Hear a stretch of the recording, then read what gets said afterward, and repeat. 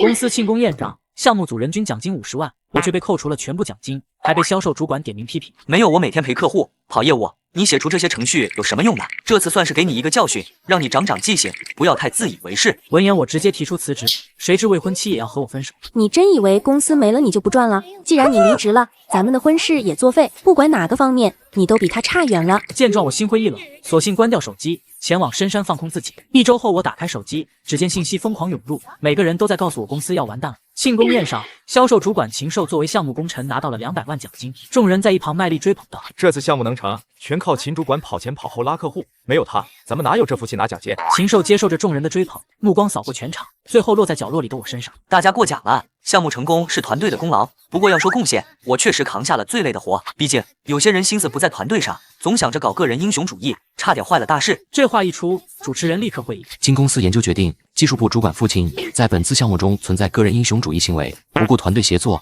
给项目推进造成了潜在风险。为正风气，现扣除父亲本次全部项目奖金，以示惩戒。话音刚落，秦寿慢悠悠走到我面前。父亲，要是没我去谈客户、跑业务，没人推动项目落地，你的代码就是一堆没用的字符。你以为自己技术牛就了不起？离了公司，离了团队，你什么都不是。闻言，我没有愤怒，只觉得疲惫。这个项目，我熬了无数个通宵，改了上百次代码，解决了无数个技术难题，才让创世交易系统稳定运行，为业务推进提供了最核心的支撑。可到头来，功劳全归了只会耍嘴皮子的禽兽，我却成了被批评和扣奖金的人。我摇了摇头，平静开口：“既然如此，那我辞职。”就在这时，我的未婚妻柳如烟穿过人群朝我走了过来。父亲，你太让我失望了。公司不过是给你一个小小的惩戒，让你改掉个人英雄主义的毛病，你就闹着辞职。你和禽兽比起来，差得太远了。我给你最后一次机会，收回辞职的话，好好留在公司反省。如果你执意要离职，那就说明你根本不是一个值得依靠的人。我们的婚事也到此为止。周围的人闻言都在等着我的反应，我没有丝毫犹豫地说道：“不用考虑了，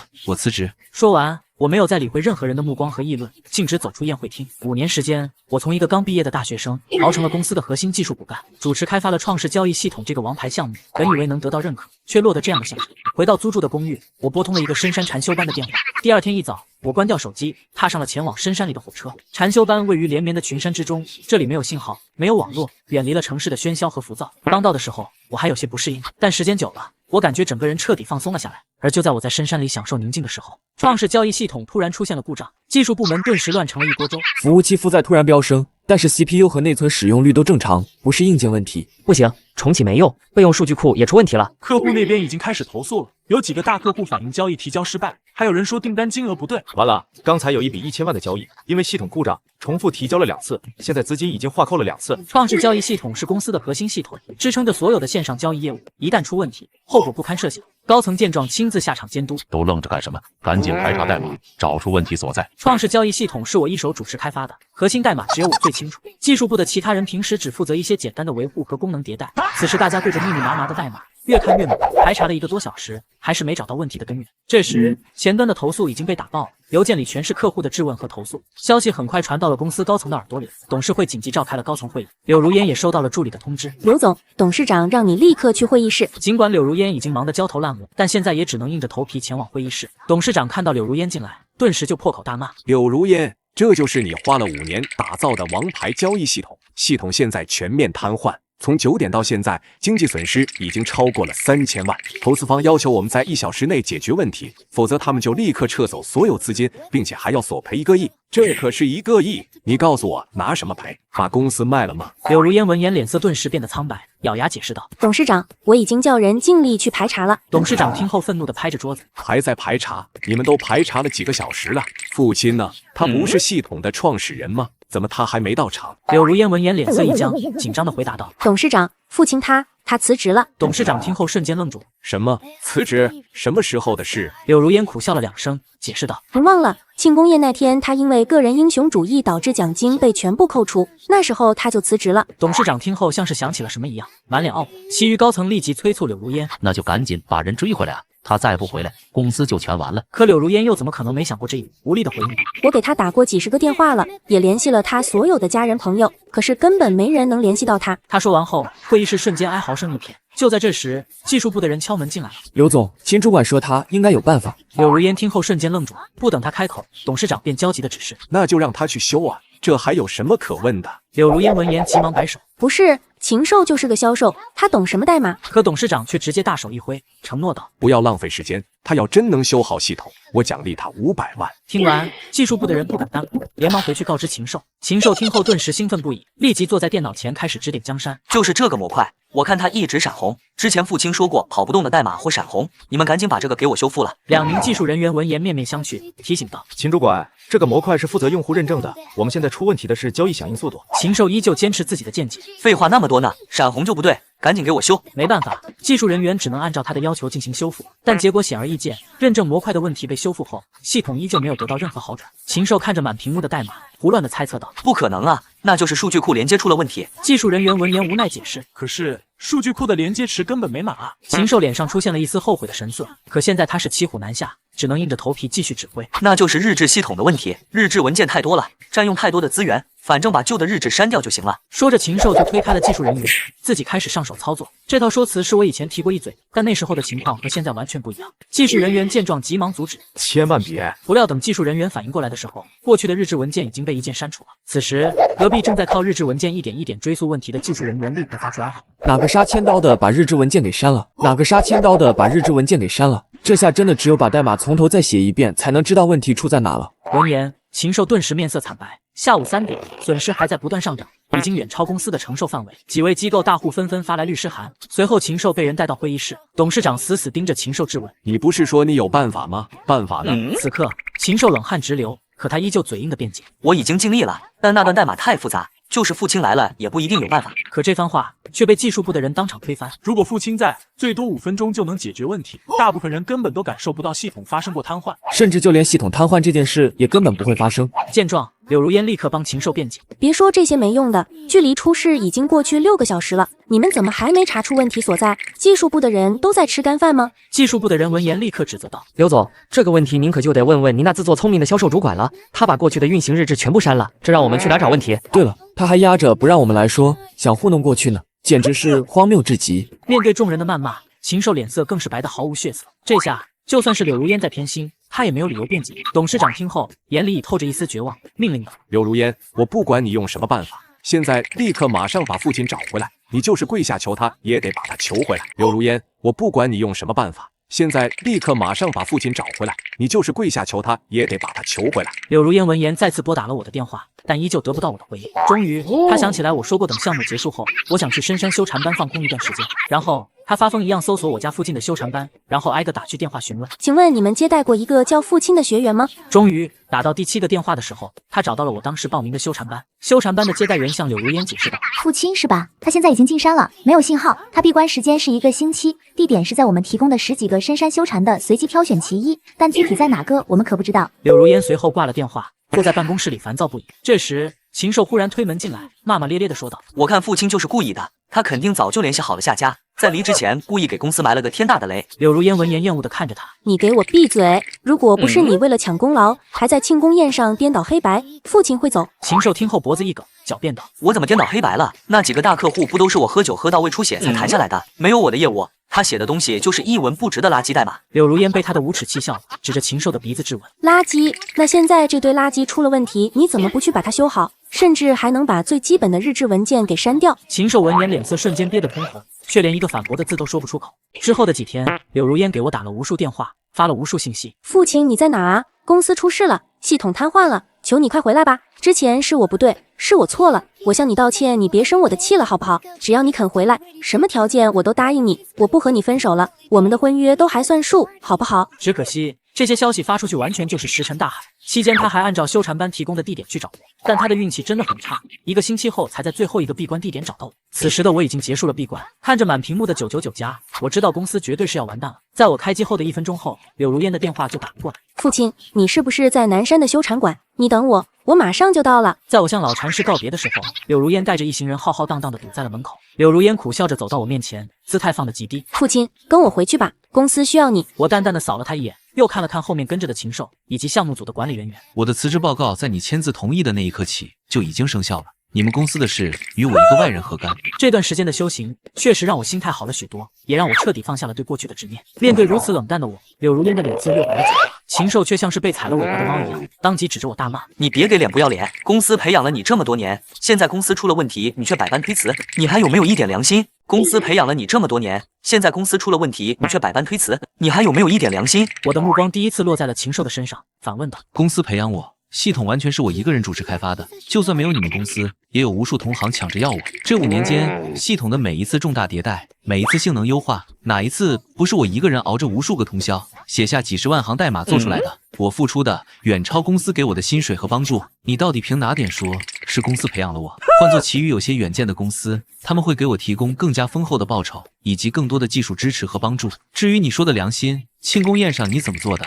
你全忘了是吧？你厚颜无耻的把功劳全揽在自己身上，还伙同柳如烟扣掉我应得的所有奖金，当众羞辱我的时候，你的良心又在哪里？你忘恩负义，却要求我讲良心，你告诉我，你到底凭什么？”禽兽被我对得半天说不出话来。柳如烟见状，立刻对我哀求道：“父亲，我知道错了，以前所有的事情都是我的错，是我鬼迷了心窍，是我被猪油蒙了心，我是错信了禽兽的花言巧语，才会觉得你不重要。我求求你回来吧，项目总经理的位置我立刻让给你，以前的奖金我10倍补偿给你。”他说着就想来拉我的胳膊，可我却向后退了半步，让他的手僵在空中。刘总，麻烦你记住我们已经分手了。刘总，麻烦你记住我们已经分手了。闻言，柳如烟眼中闪过一丝痛苦，苦笑道：“这个系统就像是你亲手养大的孩子，你真的忍心看他彻底崩坏吗？”随后，其余同事也纷纷向我道歉：“对不起，父亲，之前我们没有帮你说话，让你寒心了，我真心向你道歉。”对不起，真的非常对不起，我们都是被禽兽那蠢货骗了，才会觉得您的付出不重要，求求您再帮我们一次吧。见状，我扫过眼前项目组的同事们，终于做了决定。想让我回去解决问题，可以，但我有几个条件。第一，我可以帮你们解决问题，但我按小时收费，1小时50万，并且是从我离开这座寺庙山门的那一刻开始计时，直到系统问题完全解决为止。此话一出，现场的人纷纷倒吸一口凉气。50万1小时，这简直是在抢钱！我没有理会他们，继续说出第2个要求。第二，禽兽必须在公司全员大会上对着所有人公开向我道歉，他必须亲口承认是他窃取了我的劳动成果，是他为了个人私利，在庆功宴上颠倒黑白，恶意抹黑我的名誉。禽兽闻言脸瞬间涨成了猪肝色，几乎是尖叫着喊道：“你做梦！我不可能！”我依旧没理会他，继续说出第3个要求。第三，柳如烟同样需要在这次全员大会上向我公开道歉。柳如烟同样需要在这次全员大会上向我公开道歉。我紧紧盯着柳如烟，能说出这个要求，意味着我的心里再也没有了她的位置。随后，我看着柳如烟眼角泛起的泪光，说出了最后的要求。最后一点，针对过去我在公司遭遇的不公，公司要额外赔偿我500万，当做精神损失费。听完，在场的所有人都惊呆了。禽兽闻言终于反应过来，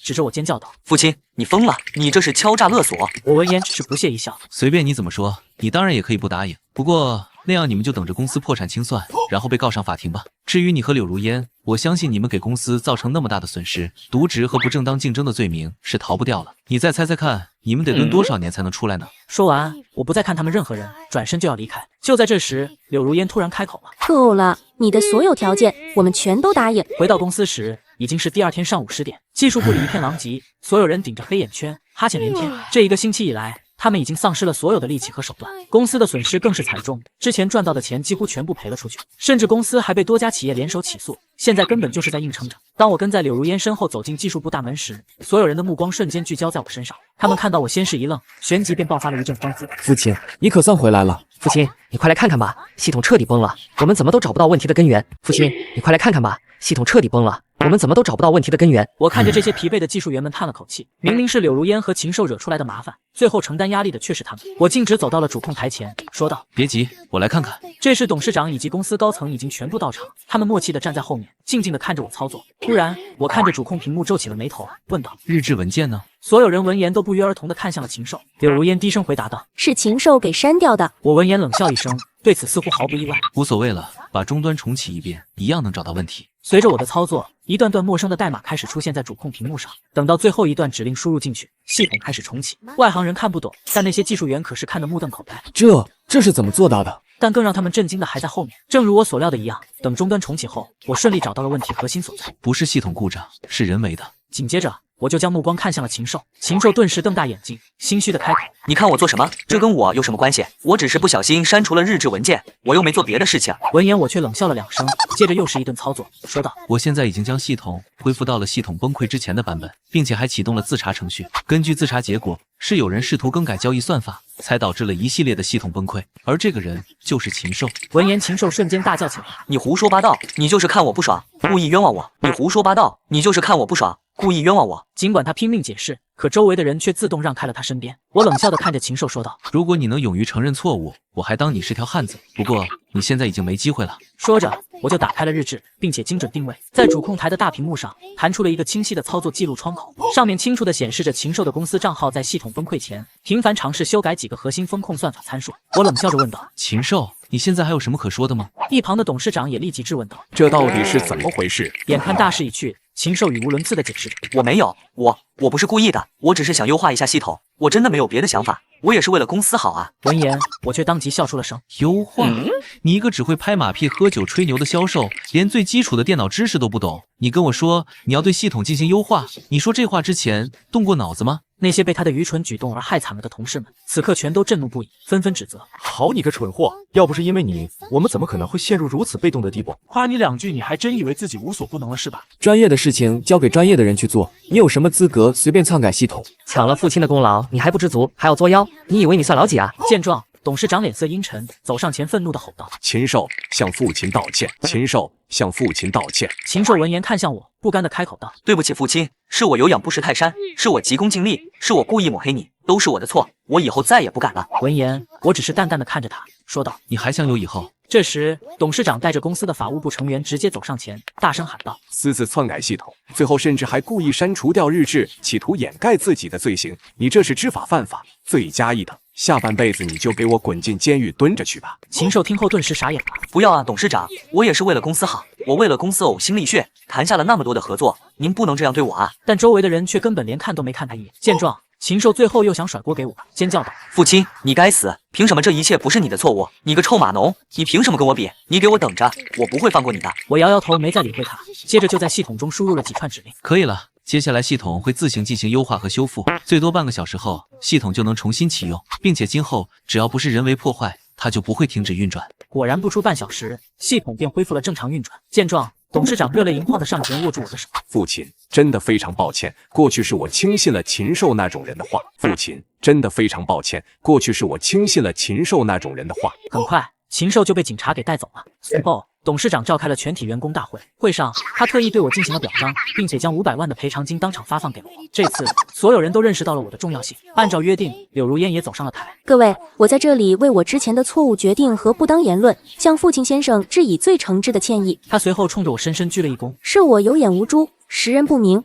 我伤害了一个最优秀也是最爱我的人，是我对不起你，父亲。”闻言，我面无表情地看着他，心里没有一丝波澜。破镜无法重圆，信任一旦崩塌，就再也无法重建。柳如烟走下台后，董事长也当场宣布开除柳如烟。他对这次事件负有不可推卸的责任，没有起诉他就已经是最大的仁慈。等会议结束后，董事长找到了我，递给我一张800万的支票。按照约定，1小时50万。从邀请你下山到现在过去了16个小时，这是所有的报酬。我没有说话，只是平静地将支票接过去，转身就走。等我快出门的时候，他才开口：“我们还有可能成为同事吗？我可以给你10%的原始股。”闻言，我头也不回，扬了扬手中的支票。1小时50万，给够钱，我们随时能成为同事。